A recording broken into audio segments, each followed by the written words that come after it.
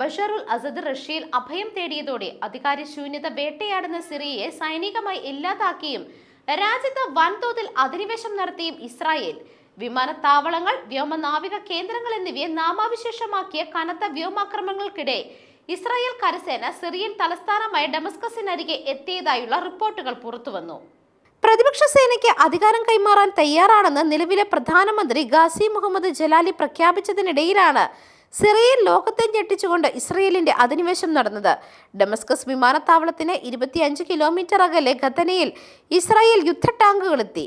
Israel അധിനിവേഷ്ട Golan കുന്നുകളെ Syrian അതിർത്തിയുമായി വേർതിരിക്കുന്ന നിരായുധീകരിക്കപ്പെട്ട മേഖലയിൽ നിന്ന് 10 കിലോമീറ്റർ അകലെ സിറിയൻ പ്രദേശത്താണ് ഖത്തന. തെക്കൻ സിറിയയിൽ ഗുനൈത്ര ഗവർണറേറ്റും ഇസ്രായേൽ പിടിച്ചെടുത്തിട്ടുണ്ട്. ഗോലാൻ കുന്നുകളോട് ചേർന്ന ബഫർ സോണിൽ 400 ചതുരശ്ര കിലോമീറ്റർ പ്രദേശം കഴിഞ്ഞ ദിവസം പിടിച്ചിരുന്നു. News desk മെഗ്നവിഷൻ.